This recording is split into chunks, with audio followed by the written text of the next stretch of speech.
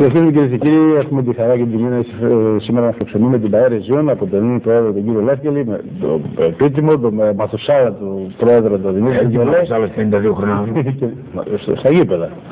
Και τους δύο ποδοσφαιριστές, Γιώργο Κιολέ και Παναγιώτη Κύριο. Λοιπόν, στο μήνυμα κύριε Λεύκελη, προφανώς είναι κάποιος που σας ξέρει πολύ καλά.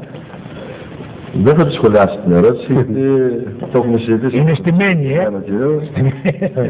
Θα προτιμούσα, επειδή είναι πολύ καλός μου φίλος, θα προτιμούσα να είναι αυτός.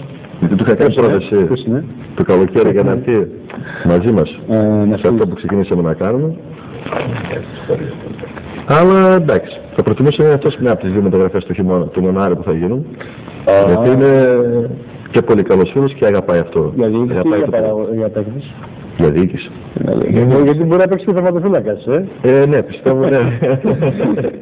Από ότι μας είπατε ο Αντώνης Παραβαγγίδης που έχει αναλάβει τη λεπτή, μόνος του τρέχει τώρα, τι γίνεται εκεί πέρα. Δύσκολα, είναι 2-3 άτομα, φιλότιμο, ό,τι μπορούν να κάνουν. Μαζί στην ομάδα είναι... Σε όλες τις ομάδες 2-3 είναι που τραβάνε όλο το μήνυμα. Ήταν ο Τάσος μας, προχθές ο Καβέζουλος, έφυγε ο Τάσος Σαγανάκης, μάλλον από τα οικονομικά. Κύριε Κιολέ, ξέρετε τι θέλω να σας ρωτήσω. Το πρωτάθλημα του δικού σας ομίλου επάνω είναι 15 ομάδες. Εδώ είναι 12 στον κάτω όμιλο. Λοιπόν, υπάρχει μια δυσαναλογία. Πρέπει ο πρώτος γύρος να τελειώσει μαζί, πριν τα Χριστούγεννα ή 10 Ιανουαρίου. Λοιπόν, και ο δεύτερος γύρος πάλι να τελειώσει μαζί για να μην βγει στον παράζ μια ομάδα να περιμένει ένα μήνα, την άλλη έτσι δεν είναι. Μισό λεπτό, τι να απαντηθεί κύριε. Λοιπόν, έχουμε να μάθουμε τα νέα της Κομωτινής, του Παθραγηθού, έτσι. Το κυβερνητικό εκπρόσωπο του Παθραγηθού. Δημήτρη, καλησπέρα. Καλησπέρα. Και ο ερωτικό εκπρόσωπος είναι πάλι. Δεν ξέρω να είναι αυτός υποψήφιος εκεί. Όχι. Με τα ανοιχτά που κάνεις. Του κάνανε μερικές προτάσεις, αλλά λέει εγώ μόνο με ανοιχτά που κάνεις αυγιών, δεν θέλω γραβάτες και τέτοια, οπότε... Αφού με πελάει αυτός πρέπει να το κολλήσει γύρω. Η ομάδα μας κέρδισε πιο καλά τουλάχιστον. Ναι, κέρδισε τρίτο παιχνίδι εντός έδρας, πήρε τρίτη νίκη, έκανε 9 βαθμούς και τώρα πάει στο Σμαραγδόνιο νησί της Ρόδου για να διεκδικήσει τη νίκη, όπως είπε ο Κώστας Βασιλακάκης. Η ομάδα πήγε αρκετά καλά σε σύγκριση με το προηγούμενο παιχνίδι, έκανε αρκετές ευκαιρίες και στο τέλος μπορούσε να ισοφαριστεί. Σε μια φάση όπου ο Περπερίδης ήταν πάνω στη γραμμή και έδιωξε ένα σουτ ενός αντιπάλου παίκτη που θα μπορούσε να πάρει η ομάδα του Ιωνικού το βαθμό της παλίας. Μάλιστα πριν το 88 ήταν η κεφαλιά του Αρβανίτη, πριν το 88 στο 80 ο Διαλό βρέθηκε μόνος απέναντι στον Κουτσόπουλο και ο τερματοφύλακας του Παθραϊκού Σωτήρια έδιωξε την μπάλα. Δεν πρέπει να πάμε μόνο με διπλή προσπάθεια. Δεν ξέρω πείτε το τάχω στην Διαλό, έτσι. Όχι, εντάξει. Δεν το μίλησες. Εντάξει, τα συναισθήματα δεν ήταν τόσο καλά για τον Αφρικάνο παίκτη του Παθραϊκού που έπαιξε απέναντι στην προηγούμενη ομάδα του, δανεικός στην ομάδα του Ιωνικού. Τέλος καλά, όλα καλά, πήρε το τρίπουρο και τώρα πιστεύω πως θα πάει πανέτοιμος αυτή τη φορά στο διαγόρα με όλους τους παίκτες ο Κώστας Βασιλακάκης να τους έχει στη διάθεσή του, όπως τον Σουλτανίδη, τον Ρόμπερτ και τον Βαγγελόπουλο, ο οποίος Βαγγελόπουλος είχε τραυματιστεί το καλοκαίρι στην Ξάνθη και θα είναι πιστεύω το πρώτο του παιχνίδι στην Κυριακή στη Ρόδο. Ωραία. Λοιπόν, τώρα πού να πάμε, στην Ελλάδα. Πάμε δηλαδή εθνική. Ναι. Οι Σάπες χάσανε έτσι από τα πιέρια. Η Ελπίδα Σαπών έκανε πολλές ευκαιρίες, οι αντίπαλοι κάναν 2 ευκαιρίες και πήραν τη νίκη. Φαίνεται πως λείπει ο Σταύρος Σαπαλίδης, ο οποίος πήγε σε ομάδα της Δέλτα Εθνικής στην Κρήτη μεταγραφή. Παίκτης ο οποίος είχε πετύχει 18 τέρματα πέρσι και φέτος λείπει από την επίθεση της Ελπίδας Σαπών.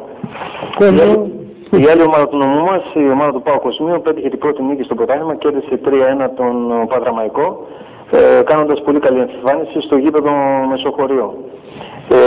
Ο ΠΑΟ Κοσμίου, ο οποίος έχει την Τετάρτη, να πούμε στις 4 η ώρα, στο γήπεδο της Αλεξανδρούπολης, πιστεύω να το καλύψει αυτό το παιχνίδι. Θα είμαι εκεί, Δημήτρη, δεν το με κάμερα. Ναι, βέβαια, πάντα.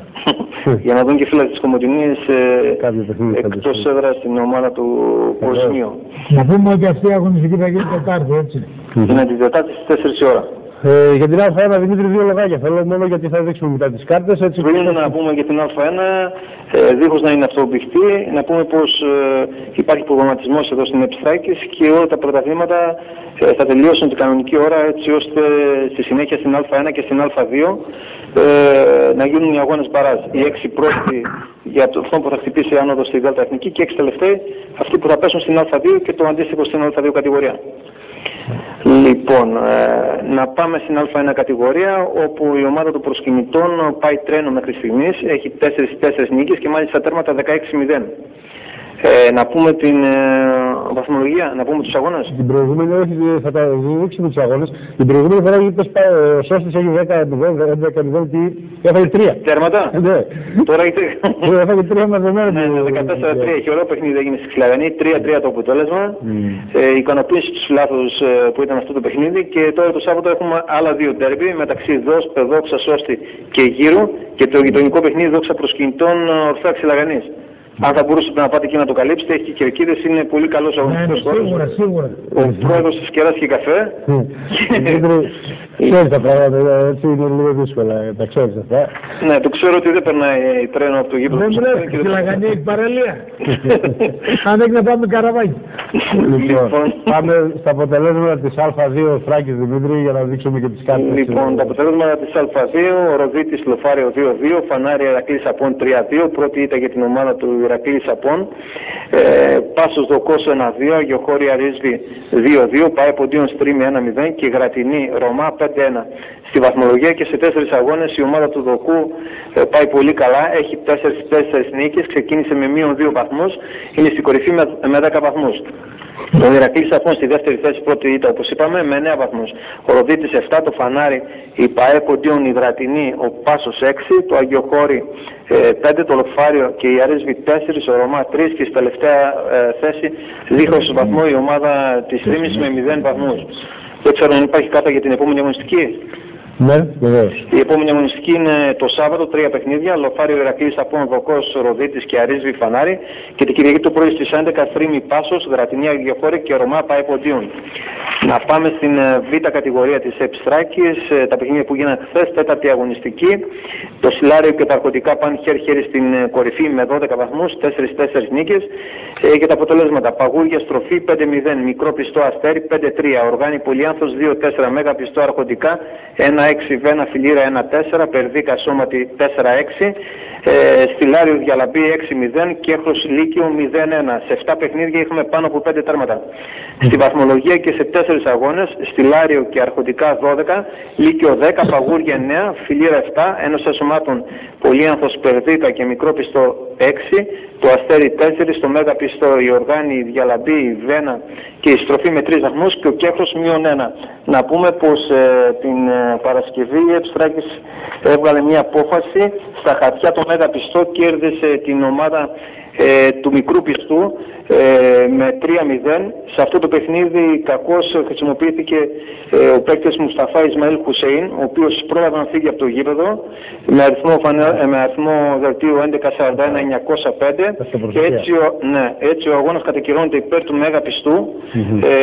Το Μικρό Πιστό κέρδισε μέσα στο Μέγα Πιστό στην κανονική διάρκεια του αγώνα 1-0. Έτσι στα χαρτιά το Μέγα Πιστό κερδίζει 3-0. Αφαιρούνται, χάνει τον αγώνα η φιλοξενούμενη ομάδα του Μικρού Πιστού και αφαιρούνται και 5 βαθμοί από το Μικρό Πιστό. Έτσι τώρα στη βαθμολογία είναι στη τελευταία θέση με -2 βαθμούς.